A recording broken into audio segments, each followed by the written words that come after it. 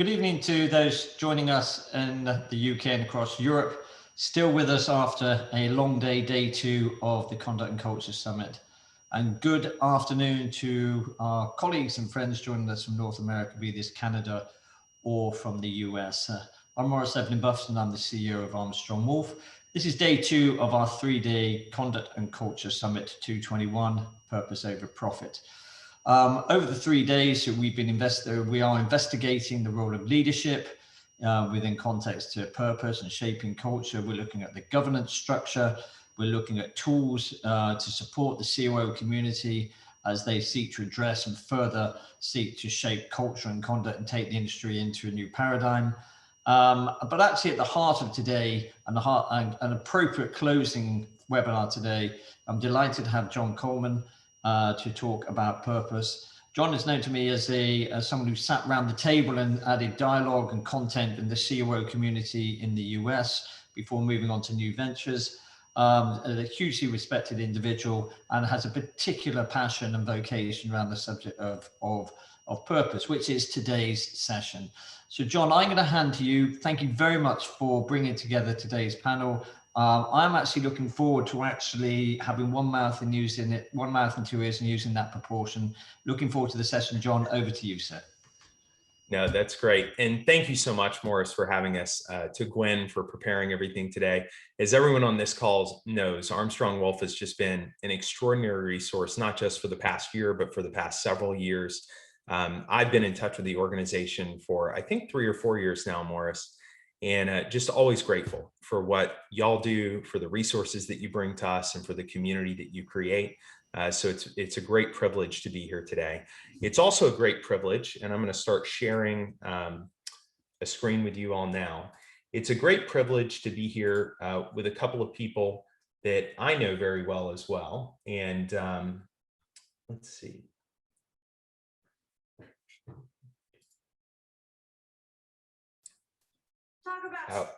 There we go. So today we were having some technical difficulties ahead of time. So Maurice has been a saint dealing with me. As you can see, I can't even get the formatting of a US PowerPoint slide to match the formatting of a UK PowerPoint slide. So this should be a grand adventure for all of us as we work through this. I'm really privileged that a couple of people that I've been close to in the industry, James Ferguson and Mina Nguyen, are here today. Mina is the head of institutional strategy for Jane Street. James is the director of operations for Brown Advisory, and they're just remarkably purposeful people. They're people in leadership roles in great organizations, and I'm looking forward to what they have to say today as well. The primary topic that we want to talk through today is the idea of crafting your purpose. And we came up with this title for a book that I've got coming out in just a few months with the Harvard Business Review, which is the HBR Guide to Crafting Your Purpose. And the thesis there is that purpose is this incredibly important thing to us in our personal and professional lives. It's important to the organizations with which we work. It's important to us as individuals. But there are several myths that we all hold about purpose that make it very difficult for us to get the kind of meaning in our personal and professional lives that we want to. And so I'm going to tee up today's conversation for just 15 or 20 minutes, talking about the ways in which we individuals can break down some of those myths, and then the ways that we as leaders and organizations can begin to imbue the organizations with which we work with more purpose before handing off to James and Mina. So as I begin this, the interest that I've had in this topic goes back about a decade. At that time, I wrote a book with a couple of colleagues called Passion and Purpose. We were in business school at the time, and it was right after the great financial crisis. And we were really disappointed at the leadership that we saw, particularly in industries like ours, in financial services. And so we started talking to hundreds of different people that we thought were good examples of forward-looking leadership, and put together this book on themes in next generation leadership. And two of the things that kept popping up again and again were these ideas of passion and purpose, that people really wanted to have purpose in their work and not just get a paycheck or go to a day job. The challenging thing with all of that is that despite everyone wanting more purpose, right now, the studies would show that around the world, and particularly in the developed world, in Europe, in Japan, in the United States, for example, though we have more material prosperity, though before COVID, we had more safety than at any point in history, we're more stressed, we're more angry, and we're less happy than ever before. So why is that? What's the gap today?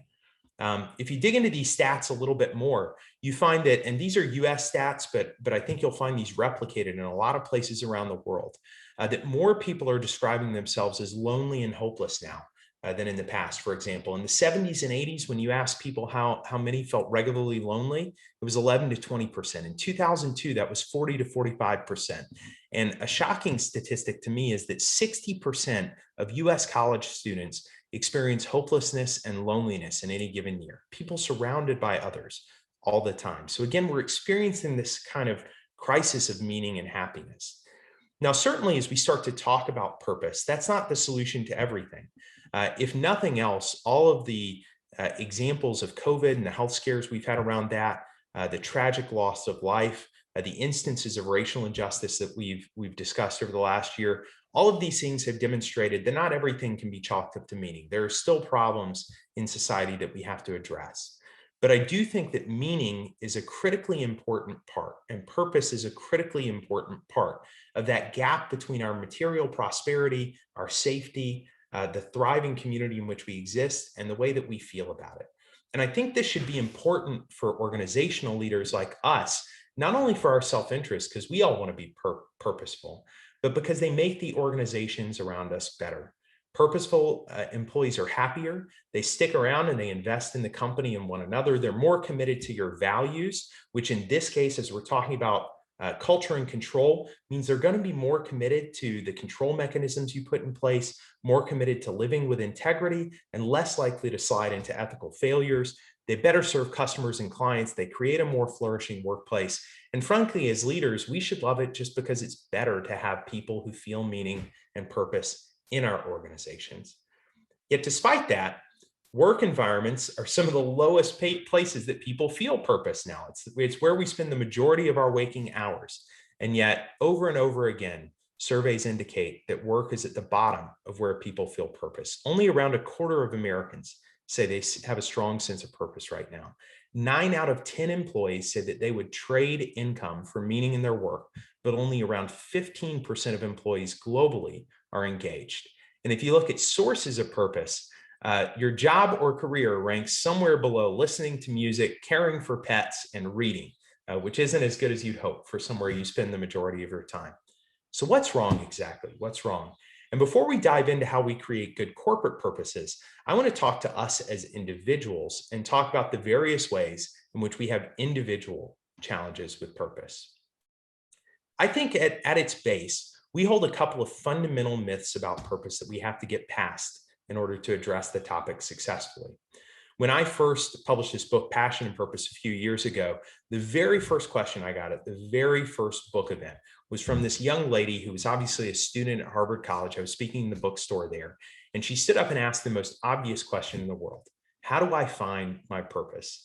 And yet at that time, I was completely stumped. I can't remember what answer I gave her. It wasn't good. I'm sure she did not remember it, but it caused me to reflect on that topic over and over and again.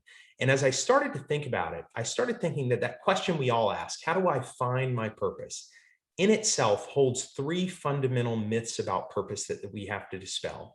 And they're all rooted in this now popular conception of what you might think of as the hero's journey.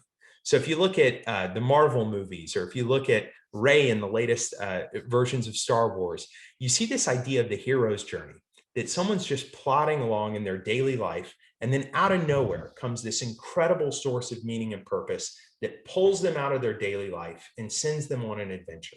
And we all kind of hope for that, right? There's this quote I see floating around the internet all the time, I think misappropriately attributed to Mark Twain, that says the 2 most important days in your life are the day you're born and the day you find out why. And that's a really romantic notion of purpose, but I think it's fundamentally wrong for most people. And I think most people are actually capable of creating purpose in their regular daily lives without having to embark on something like a hero's journey. So as we look at the fundamental myths about purpose, I think there are 3, all encapsulated in that question: how do I find my purpose? The first myth to me is that purpose is a single thing. So again, if we look at the hero's journey, we think about these grand heroic tales where the protagonist has this one mission in their life that will validate their entire life. We look at very famous people who've kind of stumbled into their purpose, right? Ended up finding it out of nowhere. And yet for most people, I think we end up in regular everyday jobs like ours, like nurses, like cashiers, like lawyers, like bus drivers. And what's incumbent upon us is not to find purpose because we're working a job that many other people work, but to craft greater purpose and to make greater purpose in that job, which is persistently within our control. You know, I regularly visit the Whole Foods by my house. And I note all the time that most of the cashiers, they're incredibly friendly. They'll ask about your day, they'll greet your kids, and they view their job not just as checking you out, as doing a transaction, but really helping to brighten your day. There's an example I was actually going to show on video that we won't get to of a great bus driver that was highlighted in Dallas, Texas, a guy named Curtis Jenkins, who drove kids to school on a bus, which is an incredibly hard job.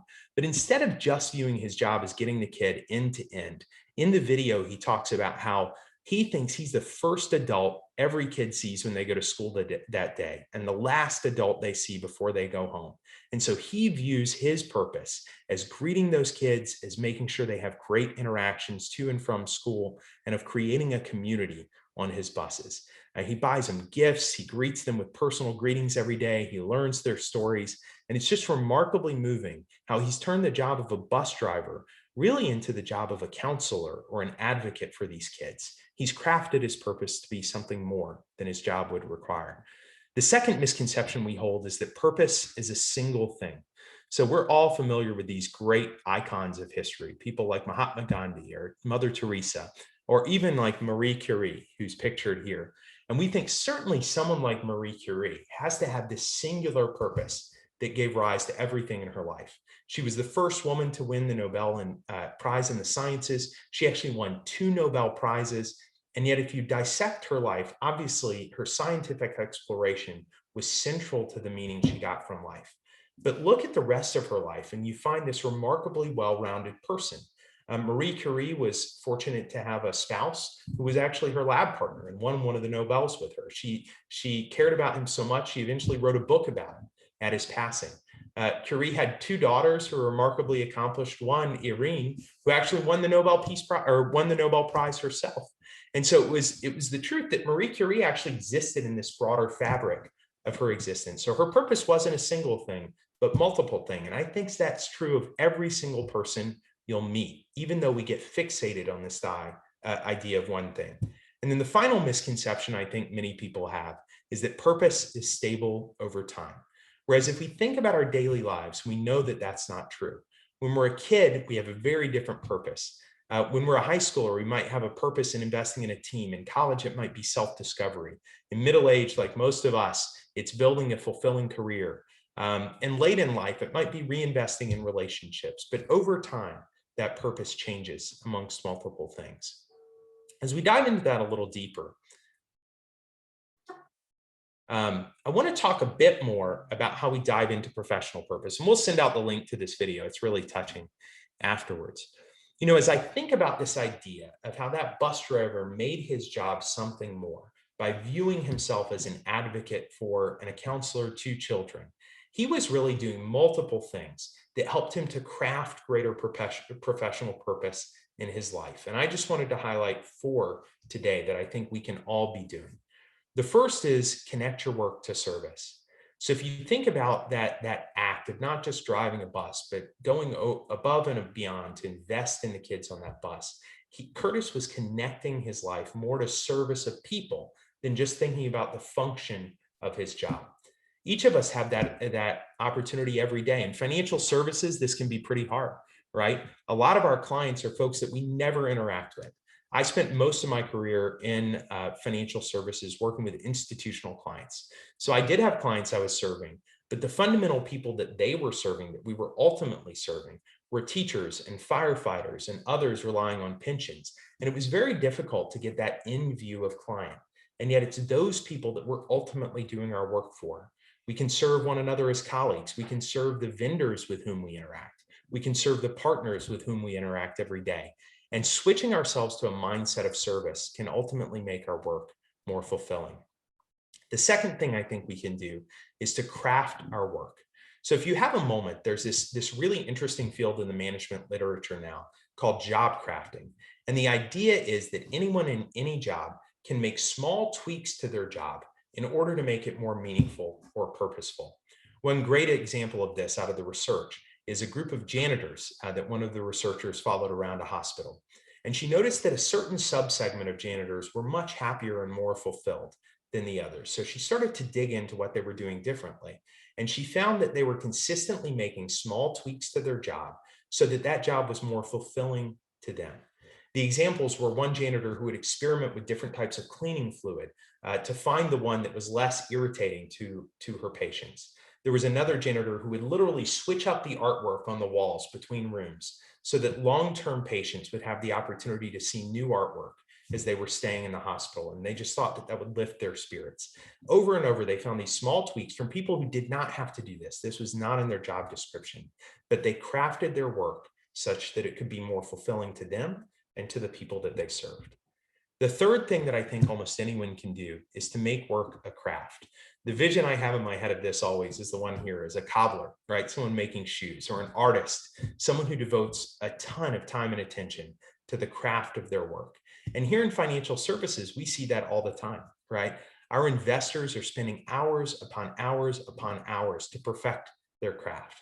You find institutional salespeople who spend hours and hours and hours refining the way in which they approach clients, thinking differently about the types of service that they can offer.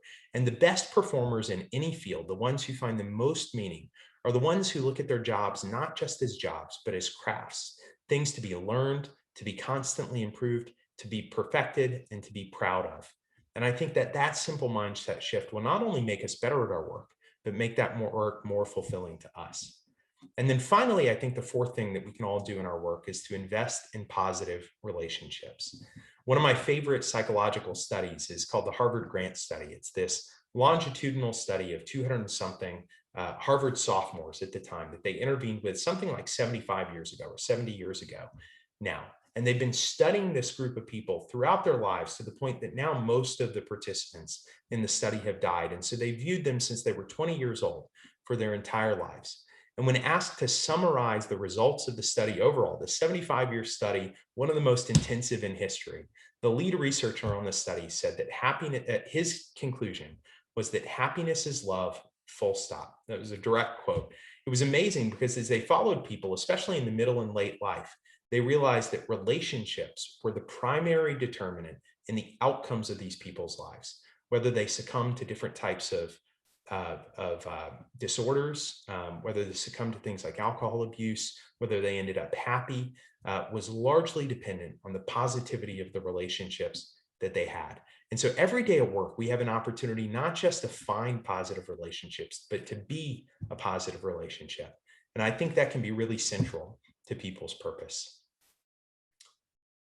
So as leaders, though, we have to ask ourselves not just about these individual sources of purpose, but finally, how do we push these out and enable others to find greater sources of purpose? As we're talking about risk and controls over the course of this week, it's important to think about purpose and values and alignment as a way in which you can complement controls with a culture that believes in ethical behavior. And I have a very simple framework for how I think about helping others to cultivate purpose at work. The three components of that, in my mind, are first, a vision and mission. And this is what most people think of the purpose of an organization. This is your why, right? If you have a simple statement of why you do what you do, as Simon Sinek would say, in your organization, it's your mission and values. And certainly that does have to be central, and you have to find ways to connect that to the everyday experiences of your people. The second component that I think are values. And as we talk about risk controls over the course of this week, I think the values of an organization, knowing that they're authentic, knowing that they're deeply held by people in the organization and that leadership is committed to them, is almost as good as any control that you would implement. You obviously need both a culture of values and control. But I think given that you can't stop every problem, you have to have a culture that embraces integrity and values. And I think people get a real sense of fulfillment and mission from living in an organization that shares their values. And then the final component of this that I think we can encourage in our organizations are what I call satellite sources of purpose. So over the course of the preceding slides, we talked about how each individual has this remarkably individual set of things that can guide their purpose over time. They have multiple purposes. Those change over the course of time, and they can find purpose in almost anything that they do. It would make sense then that an organization has to enable them connecting to multiple parts of the organization to fully explore their purpose. And I think of these satellite sources of purpose as the good things that happen within an organization that are not at all in conflict with the core mission and values, but may be separate and distinct from them. This could be women's groups, for example, where women can find fulfillment in interacting with one another. These could be service projects that you host around the organization and someone finding meaning in organizing that and getting people out of the office together. These could be town halls that you host together where great employees are highlighted, or happy hours where people have the opportunity to connect. And employees will feel both purpose in that because it's a different type of connection, one in which they can develop positive relationships, but also because some number of them will take responsibility for organizing and executing those. And it's in that web that we ultimately find the greatest connection of a large majority of employees to the workforce. So that's what I wanted to start with today. I'm going to briefly hand it over to Mina and James. Before I close, I would say one thing. I talked to Morris about it. If you all want a copy of the book, it's coming out in about a year. All you have to do is drop me an email at my email address, and Morris can provide it afterwards. Send me your name and mailing address and your email, and I'll get you a free copy as soon as it comes out. But it's been a pleasure to speak to you today, and I'm going to hand it over to Mina. Here we go. After all these webinars, got to get the mute button right. Thanks so much, John. Look, I guess I want to start with, talking a little bit about bios. It's funny, as we introduced John, he as a CEO, an executive, an amazing accomplished writer. I know of John as an amazing father, friend at school, humorous, an excellent executive, a veteran, and just a friend to so many people. And I think bios are an interesting thing when it comes to purpose. We list out where we work, what we've done, but for a webinar like this, it feels like the right way to say hello, at least from my view. And how I really want to introduce myself is as an Asian person, an American, a woman, the first American-born child of refugee parents, and someone from Arkansas who felt disadvantaged by her bicultural heritage.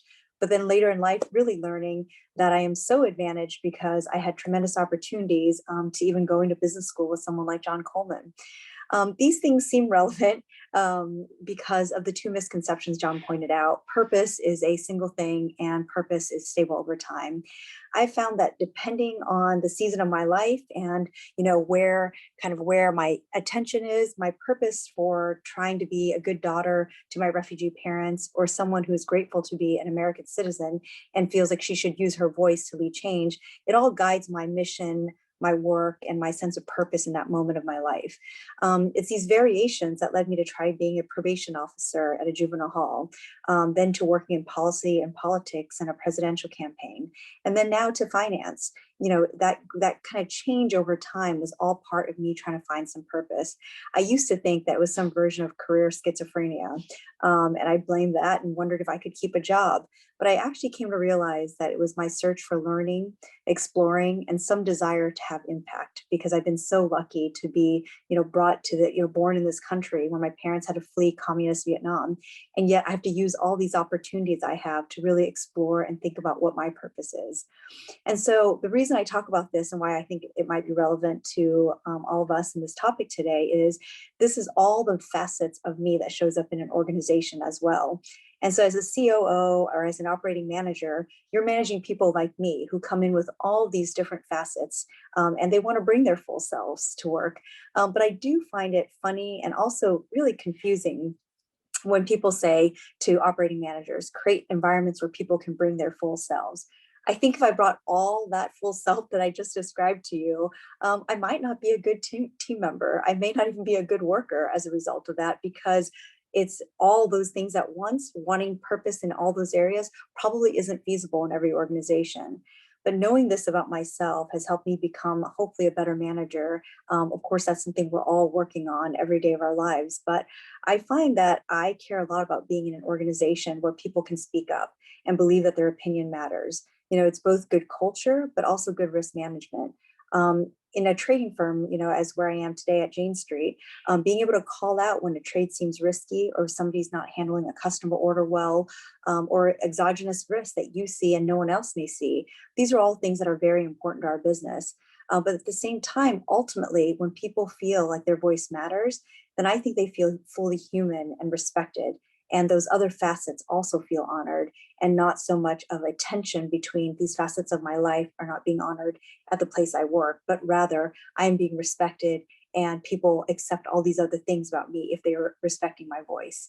And so I find the gravitational pull towards organizations like that and to being a manager that cares about those things has been, my sense of purpose. I talk to a lot of, COOs and CEOs, and a lot of times COOs will say, that's not my remit. I'm more of a CTO, COO, or that is something that HR handles. I think we all, if we decide that this is some version of our life purpose to make a difference in every room we walk into, we have the opportunity to change that dynamic, whether it's to say, oh, I spoke to John yesterday and he had this great idea in an open forum. John now feels like his ideas are being acknowledged, or saying, so-and-so, James, I heard you, I think you had a comment about this. Can you want to share that with the group? Empowering people to speak up and using your position of whether it's, power, authority, or, just happens to be default manager in that setting can really change the dynamics. And I think that these are the small incremental steps that we can all take to make our organizations better and to tactically implement some of the things that John's talking about. And the last thing I would say is a metric I follow a lot is, how many people take up things that we offer at our firm: tuition reimbursement, certification, or skills development classes. It says a lot about whether or not people take up these opportunities, but also it says a lot about the organization in terms of mobility. I think a big conversation in the world today is economic mobility. It is a very important thing that I hope we get right.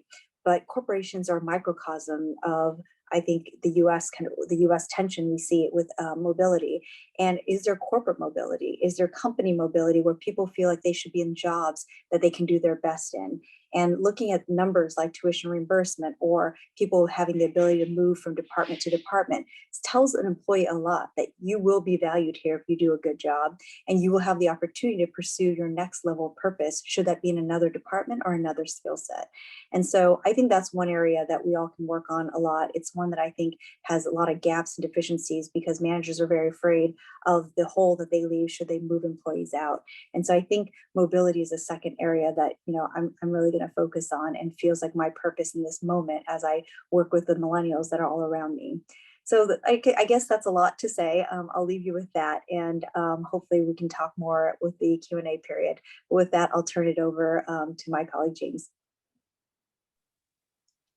Thanks. Can you hear me, Mina? Yeah, I can hear you. Okay, great. Technology is not my strong suit, so just making sure everything's coming through loud and clear. First off, I just want to thank everybody who's been involved in making this conference possible. I think it's a terrific opportunity.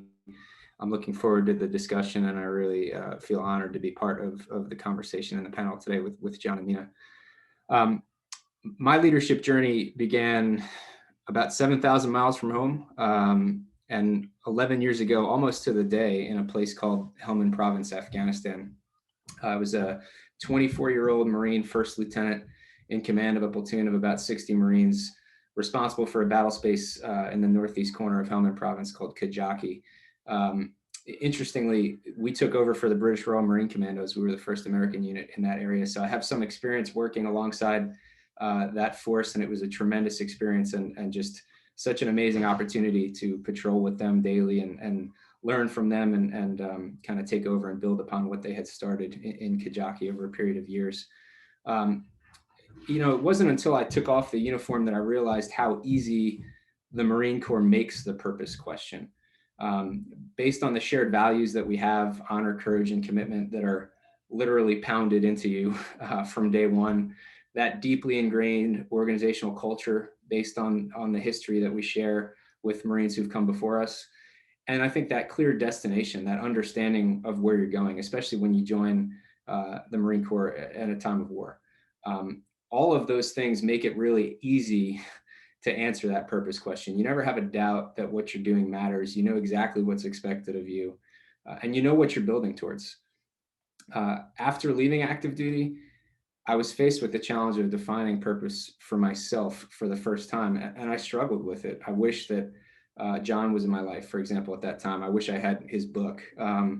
It's not an easy question to answer, and I was looking externally for an organization or a job to provide it to me, instead of looking internally at what I could take from my experience and from my values to create my own purpose in that next chapter in my life. And so thankfully, with the help of mentors and with time and reflection, I realized that just because I changed what I put on every morning, or what I did from the hours of 05 to 07, which replaced morning colors and PT with largely sleeping, my purpose didn't have to change. My service to the country could still be connected to the work that I do today. And that purpose has become building teams that win in complex environments, just like we do in the Marine Corps. And I think as all of us aspire to do in our organizations, the skills that we need to win right now are the same skills that are on display by the young men and women who have served our countries overseas for the past 20 plus years. I firmly believe that organizational inertia, learned helplessness, a lack of innovation, lack of creativity, these things, they're not based on disengaged millennials running rampant through our organizations. They're leadership failures, and they can be addressed. And so as I thought about how do we address them, I kind of thought back to a quote from a general officer who I had the privilege of serving as an aide to for the better part of a year. And he would often say, if you want a new idea, read an old book. And so I went back to the first book we read as Marine officers, which is Marine Corps Doctrinal Publication 1, Warfighting. And it's the Marine Corps' approach to combat in a highly complex, rapidly changing environment. And it's all about commander's intent and decentralized execution. And that's what I think we can focus on bringing to our organizations. And it's how we can help others find their purpose in their work as well. Because the whole concept is about ownership. It's about stating the mission. And I think we're often pretty good at that. What are we trying to achieve? But the other two components, intent and end state, I think are easier to forget or are harder to define, but it's our responsibility to do that. Intent being, why is this important? Why is what we are doing right now important? And how does your specific contribution fit into the bigger picture? And then end state being, as the commander in the military or as the leader in the organization, what do I want the battlefield to look like when the fight is over? When you give them that information, they can chart the course to the objective on their own. That's how they find their purpose. And that's how they make sound decisions in dynamic environments with limited information, so that you don't have to be there every step of the way to oversee every decision, because you can't be. But if you can give them mission, intent, and end state, you can trust, as long as you have people with high integrity and who understand the values of your organization, that they're going to make the right decision in that moment, and they'll call back to you for fire support when they need it. And so that has been my purpose in this new chapter in my life. I'm excited about discussing that with all of you and learning from the discussion here. And again, appreciate the opportunity to be a part of it. I think I'm kicking it back to John.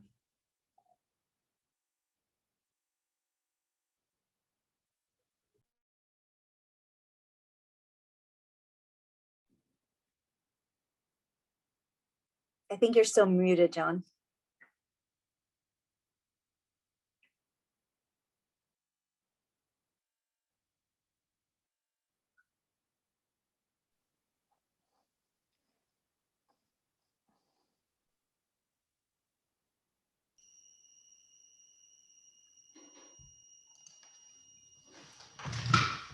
John, while you're sorting yourself out, there's just a couple of questions coming through, James and Mina, that I thought I'd bring into the conversation while John navigates the complexities of his laptop. So your single purpose should be go out and buy an instruction manual on how to use your laptop, John. That is for sure, guys. Oh, he's back. Sorry for interrupting. I was just jumping in while we knew that you were going to be coming back. I might as well just fire the first question that's just been sent across. James, it's actually come on the word that you talked about commander's intent. One of the questions coming across is actually how do you operationalize commander's intent? How do you, if you look for military parlance, you may be the lieutenant and you're thinking about the commanding officer. you may be the COO thinking about the CEO. How do you then actually operationalize? How do you turn that intent into practice? Yeah, it's a great question, and it's a big challenge. I think the most important thing I have found is ensuring alignment with that higher headquarters, or in this case, if you're the COO or the CEO, and understanding his or her end state. Again, what do you want the battlefield to look like? Or in our case, what do you want the industry, the organization, the product, the service offering to look like when the work is done? As long as I understand that, I can give my team that information as part of my commander's intent to say, hey, look, this is the goal that we're building towards. Here's how I want you to operate. Here's your left and right lateral limits, for example, ensuring that they understand what's in scope and out of scope, and then allowing them to execute.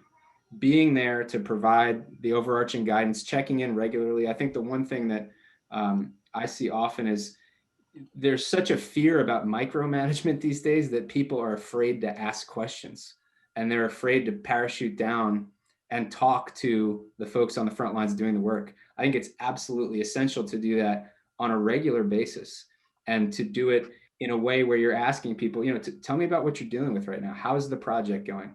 What are the challenges? What are you struggling with? And being open to receiving that feedback when things aren't going well, and finding ways to help without solving the problem for them. Because I think when you become a fixer, when you become the easy button, the organization, the people doing the work never develop. And it also sends them the message that you don't trust them. So understanding and being aligned with higher headquarters, the CEO, what they want, what their end state is, weaving that into the intent that you communicate to the organization, and then ensuring they understand how you expect them to operate, but not what to do every step of the way. Allowing them to define that on their own, I think is really important. I'm going to hand back to John. I just got one other question, James, in that from a military perspective, when you actually have commander's intent or mission command, and actually the whole premise of that is about empowerment at all levels, and then behind that is training individuals on decision making, which underpins their sense of confidence when it comes to empowerment, which in turn creates an overall sense of collective purpose, because it's tied to the individual intent. When you move from the military into corporate life, how easy do you think it is to take that pyramidal approach from the military, and I'm sorry to parachute it into corporate life? It takes a little bit of time to find your communication approach and to be able to translate it in a way that folks understand. And I'm still cognizant of the fact that I'm often using terms like, hey, if you need fire support, let me know. Or when it's time to move on the objective, let me know if you need more resources. And my people laugh about it. I kind of encourage them to. It's just it's my vernacular. It's the way I see the world. And I also think it's a fun way to get people fired up. But I think you have to be cognizant of that. And you also have to translate any experience, be it military experience or any other, into a way that is easily digestible, understandable, and I think consistent. The one thing I try to be is very consistent with how I talk about what really matters. And then they understand when I'm talking about something that I really care about versus something that really isn't that important. I think for me, that translation step took years. But once you find it, the parallels are seemingly endless. There's not a day that goes by that I don't think to myself, this is exactly what I dealt with in a very different environment. And I know how to deal with this problem. I know how to work with this team to help them get better and to build their confidence, to operate and to exercise judgment. I think you nailed it, in that we're trying to push judgment and decision-making down to the lowest level, because that's the only way organizations can compete at scale. But that takes time, it takes trust, it takes allowing people to fail and helping them to do better the next time. So that's actually, John, I'm going to thank you, James. I'm going to come to you, John, with another question, which I think is actually been quite nicely highlighted by James. One, he's actually mentioned a character trait, which is judgment, and another way he talks is another one, which is about humility. And the question was, how much of purpose is linked to character and what component parts of character are prevalent in supporting purpose? And that's a great question. Look, I think of the topics of character and purpose as pretty tightly linked, honestly, because I think ultimately purpose is a dedication to something greater than self, right? Whether that be relationships or ideals or craft or other things. And I think that that impulse comes from a person with character or integrity of some sort. I think people have different value systems, so that manifests differently. I think the part of the question about which character traits are most prevalent in supporting purpose, it differs a little bit for folks. A few things that come to mind for me. One is I do think just a capacity for empathy and to genuinely care about others, given that relationship is so important, given that service is so important. I think a real authentic drive to help others, to understand others, and the imagination to see others, I think is a hugely positive character trait that's really linked to purpose. I think that honesty and transparency are very helpful to living a life of meaning, right? Because you can allow yourself to be more authentic with people, because you can challenge others to be more authentic. I loved Mina's comments. I loved to hear her thoughts on this question about, balancing bring your whole self to work all the time, but also giving space to her, to others in her workplace to speak up, to really be who they are, and to make sure that they're able to live by their values in the workplace. And so those are a couple that come to mind for me, but I'd love to hear Mina or James too. Amy, can you give your thoughts on that? Sorry, Maurice. I was just wondering if you could give your thoughts on what component parts of character are closely aligned to purpose or realizing a meaningful purpose. Yeah, I mean, I think you won't be surprised, but I agree with almost everything John just said so eloquently there. I was speaking to a teacher, friend of mine the other day, and one of the virtues of their school is tolerance, and tolerance is a virtue. And I said, well, why tolerance? And they said, well, tolerance is the only way that you can foster trust and love between people. And if your students feel like you're tolerant of them, they can trust you and care about you, and you can care about them. And I thought that was a fascinating way for teachers to have to think about that, because they deal with all walks of life, and they have to be tolerant and accepting in many ways. And so, and in John's work and his articles, he referred to teachers as having a really strong sense of purpose.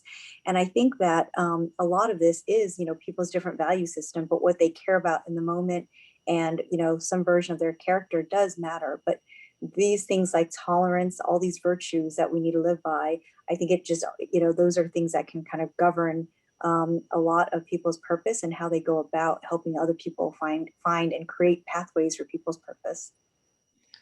I'll throw out one more before we move on, just brought to mind, Morris, by you and James going back and forth on your military experiences.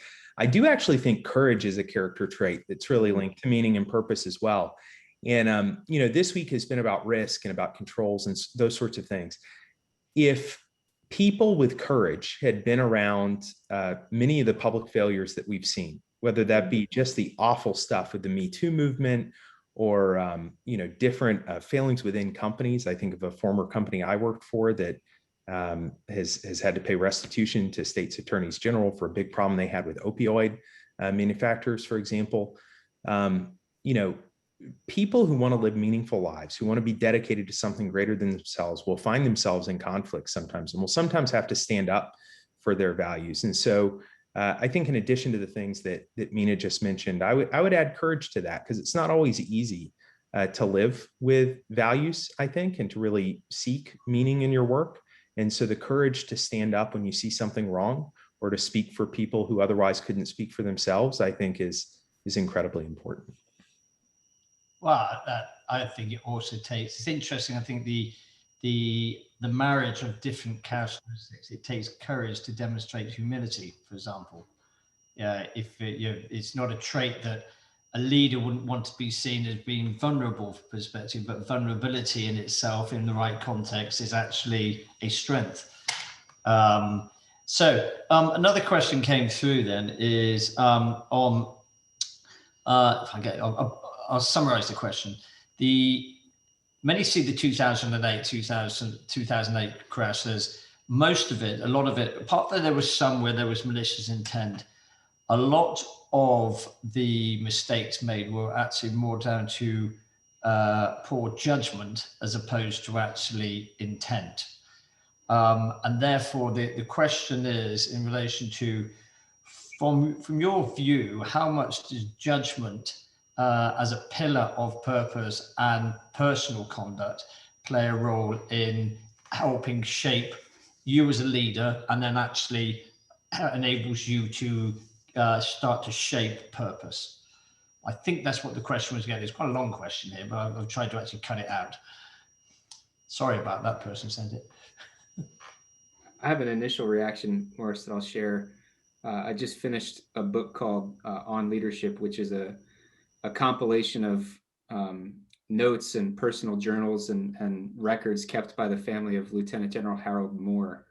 So if that name's familiar to some folks, if you know the movie We Were Soldiers with Mel Gibson, he portrays Hal Moore in one of the biggest and I think the first real force-on-force battle in the Vietnam War. And it's just a wealth of information about sound leadership. And he went on to a successful leadership career in the private sector as well after over 32 years serving in the US Army. But one quote stuck with me more than any others. And it was, if there's a doubt in your mind, there's no doubt at all. And I think when we think about judgment and the right thing to do and what leads to some of the challenges that we've seen in the markets, for example, but in elsewhere, just the behavior of organizations and individuals within those organizations, it's not any one thing. It's a series of small compromises over time that compound on each other. And then all of a sudden you reach that tipping point and there's that big watershed event that we all look to. But I would submit to you that those things were set in motion long before they happened by small compromises for people who had a doubt in their mind, but didn't stop and ask the question. They just pushed forward either for lack of moral courage or because they had bad leadership, probably both, who that was not challenging them to ask those questions. But I think, to me, I wrote that one down. If there's a doubt in your mind, there's no doubt at all. And that's something I've been reinforcing with my team lately as well. Yeah, I think there's something similar I'd heard once. If there's any doubt, there's no doubt. Yeah. And interestingly, if you look from a regulatory perspective and a conduct perspective, I understand that the following is approximately right. For airline pilots, that they have a statutory level that if the plane gets below, let's say 2,000 feet, and the wheels aren't actually fully deployed, then they have to cancel the landing. Actually, what they do, they operate at 120% of that. So actually their own self-regulation is 2,400 feet. So because they've made a collected informed judgment in relation to what is their overall purpose in relation to that. Their role is not, their purpose is not to fly. It's a bit like the person who did the bus job. Their purpose is not to fly the plane. Their purpose is to take the passengers safely from one destination to another. Another question coming in is in relation to, can you individually cite any events or incidents from your either commercial or military life which you can link to strength of purpose, which has enabled those events to actually have a good result? So in other words, have you got any examples? I think what we're saying is, have you got any examples where you can evidence the strength of purpose?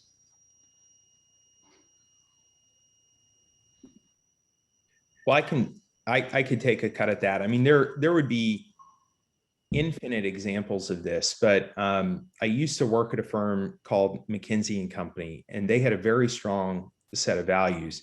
And one of the values that really gave meaning to their work, it was a professional services firm, not unlike financial services, where people are basically all you have. I mean, you've got proprietary trading, you've got technology, but we're in industries that rely on people.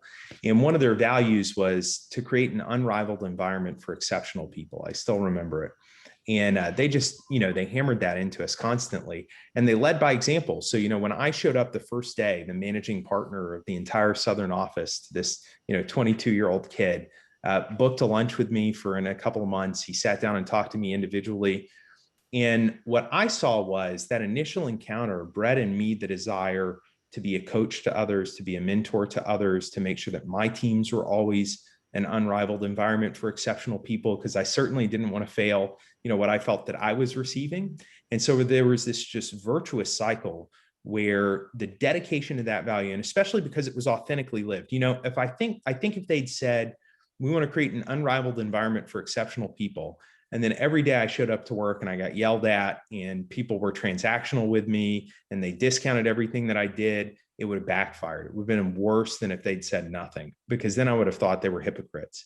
But because I believed that they led it, and then I felt the responsibility to lead that way, I felt that was one thing where we all got that part of the meaning of our work, which included the other two were about integrity and clients, but part of the meaning of our work was really to create an incredible environment for colleagues and to make people the best people that they could be. And that always stuck with me. And I just found, tremendous purpose in that. And I thought many others that I worked with did as well. Yeah, can I just add to that? What John said, that was really powerful, John. One thing I was thinking about was at the Treasury Department prior to the '08 crisis, we had been, Hank Paulson, Secretary Paulson and I were on the road talking about where we saw the mortgage crisis headed. We thought it was contained to Ohio, Michigan, and California at one point in time. This was probably 9 months before we started seeing the kind of systemic relevancy.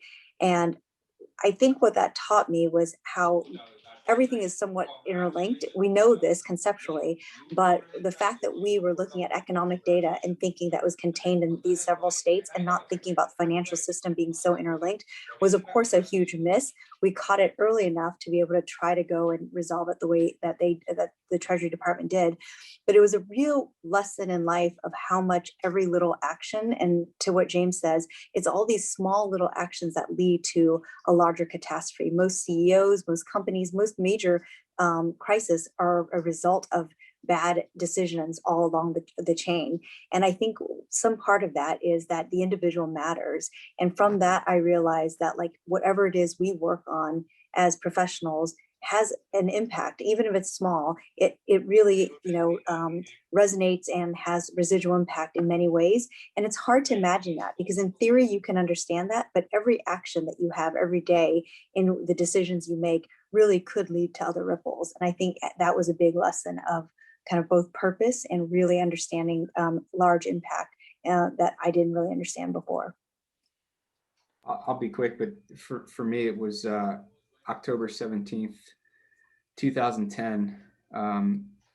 The second of the three Marines under my command who were killed during our deployment lost his life, Jorge J. Villarreal. And I gave a speech to the unit that night about the importance of us continuing on the mission. We get together outside the outpost, and just we were short timers at that point. We had about a month left before we could go home, and it would be very easy after witnessing that tragic event that day to say, hey, we're going to kind of button up and just go firm, and we'll let the next unit coming in deal with the rest of this. And but to a man, everybody said, hey, we got to get back out there tomorrow and stay in the fight and make sure that this place continues to get better for people who are coming in after us. And then on the 19th, 2 days later, Francisco Jackson was killed. And I spent hours after that patrol just struggling with how am I going to get back in front of this group again and say the same thing? I can't. I don't know what I'm going to tell them. How am I going to tell them that we have to get back out there tomorrow? And rather than trying to figure it out on my own, I went to my squad leaders and I just said, hey guys, look, what do you want to do here? We have to say something. I want to know what you think. What's the right answer here? I don't know what to do.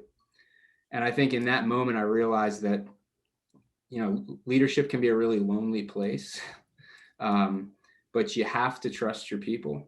You have to trust leaders and give them the ability to help you make the right decision. And so for me, from a purpose perspective, from that moment on, it has always been work really hard to develop your managers, or in this case, your squad leaders. Make sure they understand what's important to you and that you guys are aligned on values and end state, and then seek their guidance often. You don't have to have all the answers, and they will grow because of it, and they'll respect you more for it. That's quite a quite a moving example. Thank you very much for that, James. The point actually coming out there, actually, there's another question I'm going to come on. Just the point on that, though, is that in the military, I think it's exactly the same in the US, you train all ranks to be operative and competent at one level up. So every time that you have an opportunity to put someone in to test them at the next level up, you give them that opportunity. The anticipation is actually when you go into operations, there is a good chance actually that in battlefield situations that you are going to be dragged into that situation if there's injury or fatalities. But I think the other thing is the confusion over the military, where a lot of people still think is that the military is, say you jump and they say, "How high, sir?" Well, actually, it's the complete reverse of that. You know, that you get a very good example there that it's the collective, that ultimately you as the leader have to make the final decision, but you don't make that decision in isolation.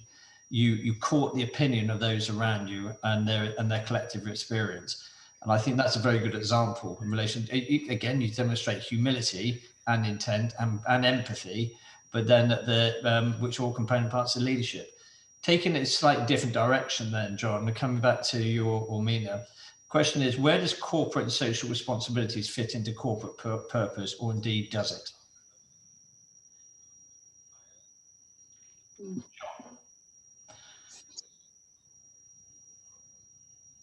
Well, I can dive in if you want, Mina, and then I would actually love to hear from you.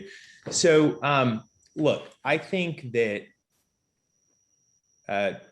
we have a saying around where I work now that all investing is impact investing, right? It's just depending on what impact you want to have, right? All investing is values investing. It just depends on the values that you have. I think it's a really positive thing that people are considering the topic of corporate social responsibility right now. I think that many people, Simon Sinek has this start with why concept, which is really about keeping the meaning of an organization at the center of what it does. I think that done really well, corporate social responsibility is keeping the meaning of that organization front and center, and then living as a holistic contributor to the lives of its people and the community within which it exists.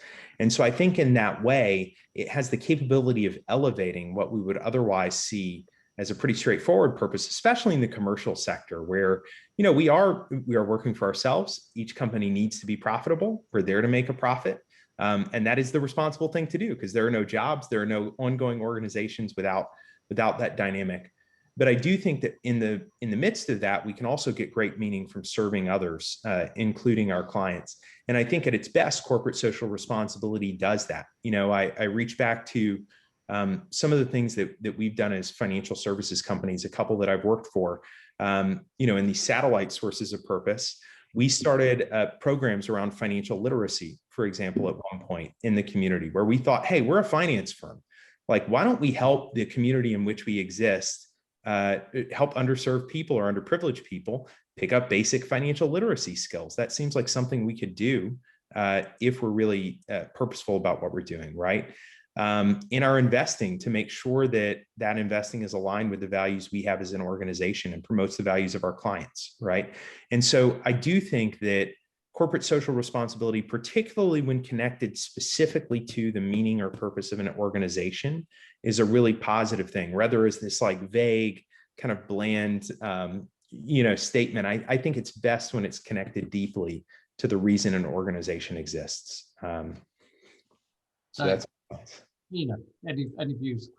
Yeah, it looks like we're close to wrapping up. Let me just say my thought on this is you have social responsibility to your investors, your shareholders, your employees, and the community you operate in. And so to me, corporate social responsibility transcends beyond just the products you make, but how you operate and coexist in the society you're in and all the stakeholders that touch your company. So if purpose is part of that, I do think then that is a version of corporate social responsibility that would make sense for a company. If it's a different version of it, I do think that it might just be to your employees and shareholders as to what is the purpose of their investment in your company. And a lot of these things are quite a bit of a stretch, but I think a company, to start with, needs to think about all the stakeholders and what their roles and responsibilities are to those stakeholders. And from there, I think you can really define how you honor that commitment. James, any views on corporate social responsibility? I would just say make sure it's authentic, because as John said earlier, it would be better to not say anything than to say something and then act the opposite way. I think the biggest issue you see is when there's that say-do gap between what organizations say they are and what they actually are in practice. It's interesting. So the question came back on this, saying that seeing that corporate social responsibilities are a byproduct of purpose, not a component part of it, or an indication of leaders' intent and also culture. I think also, okay, social responsibility. I think certainly the younger generation, if I can say that, I probably said that incorrectly, but okay, the older generation like me, put it on myself. I think there's corporate social responsibilities is so much more important to generations when they look about climate, if they look about Black Lives Matter, if they look about inclusion. These are so much more embedded in their psyche as a collective than it's a generational change. So I think potentially we could see as corporate social responsibilities, does that fit with corporate purpose? But actually, if you then look at it through the lens of tomorrow's business leaders, then I think it's an integral part of it. And you can't divorce. In fact, it should be an immediate byproduct of it and a targeted byproduct of your efforts. Thank you very much for your contributions, John. Always intellectually fantastic. Thank you very much for listening. Other people's Harry, boss, what do you mean by thanks, bye.